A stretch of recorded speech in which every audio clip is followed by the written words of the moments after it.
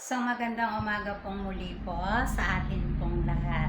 Muli po, narito po ako gaya po ng aking kinagawian. Palagi pong sa umpisa po ng aking kapahayagan ay palagi ko pong sasabihin sa inyong lahat na wala po akong ipinakikilala na kahit na ano po para po sa aking sarili. Isa pong hamak, isa pong aba na tagapagpahayag po kung ano po ang nais na ipahayag ng ating banal na Espiritu Santo at kung ano po ang nilalaman ng atin pong banal na libro. At ang lahat nga pong nilalaman nito ay nagmula po sa ating pong Diyos na kataas-taasan, ang atin pong Espiritu Santo.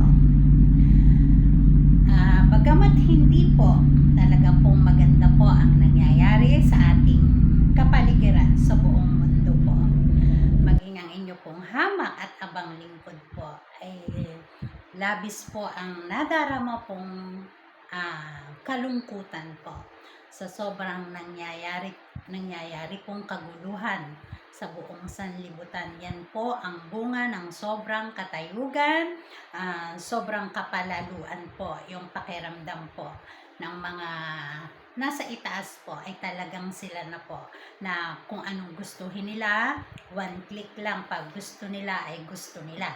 Wala silang pakialam kung sino ang tatamaan, kung ano ang magiging dulot niyan sa atin pong sa mundo po.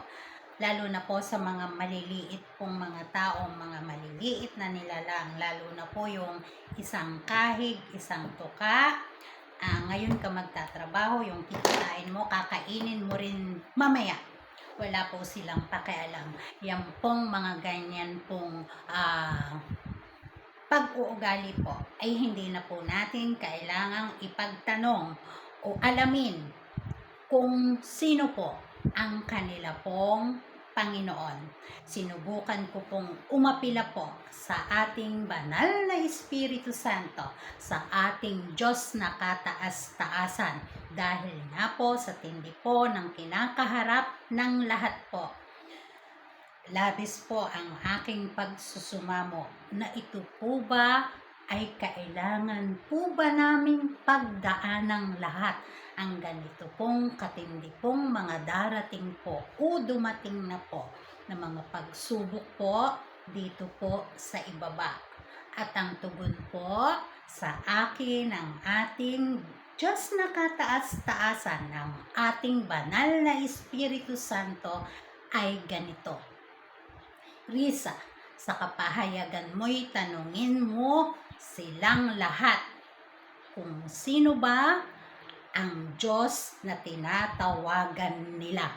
Dahil ayon nga po sa Kanya, 1000 taon po mula po nang pinagtaksilan po ng kampon po ng kadiliman, ang banal pong pamilya ay inihatid na po ng kampon po ng Satanas ang buong lupain po sa tiyak pong kapahamakan.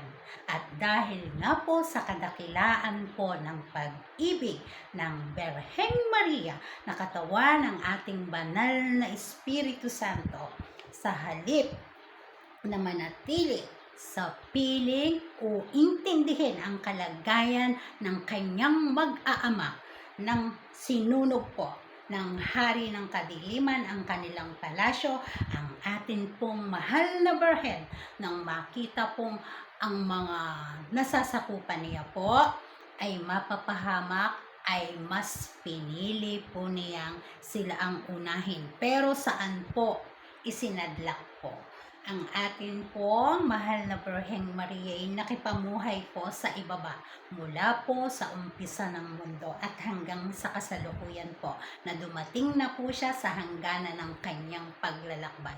Subalit, sa paghahangad ng mahal na Birheng Maria na mailigtas ang lahat habang sa mga kamay po niya ay hawak niya ang mundo, ay namayagpag pa rin po ang lahat po ng kampon po ng kadiliman.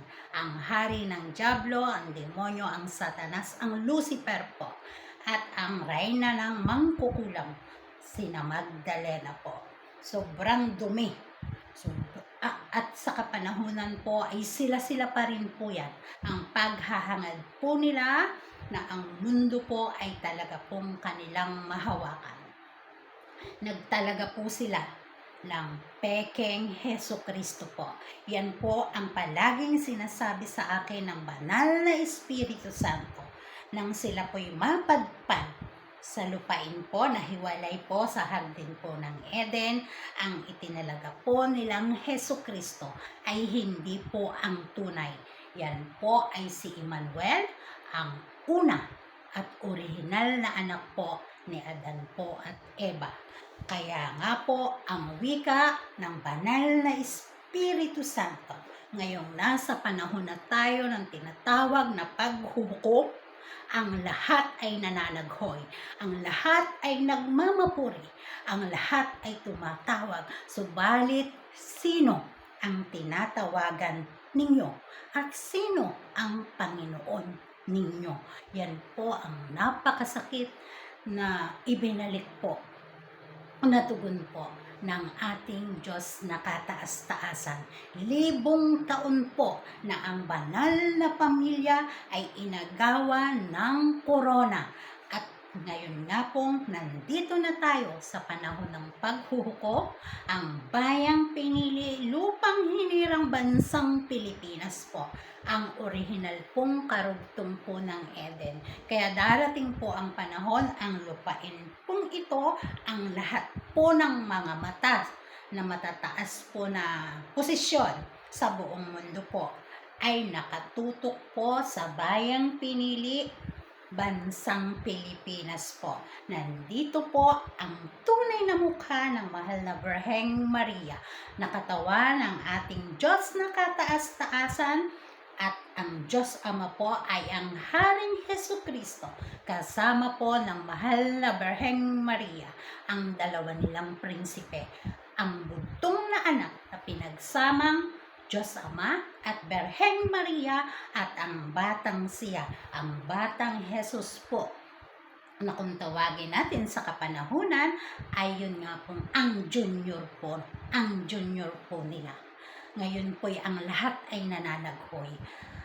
Ayon po sa ating banal na Espiritu Santo, hindi po siya ang nagtakda ng mga pangyayaring nagaganap sa ibaba. Ito po ay bunga ng sobra pong kalapastanganan, kapalaluan at pagiging ganid po ng kampon po ng kadiliman. Ang Satanas po'y maraming beses na pumanaw, isinilang at nabuhay.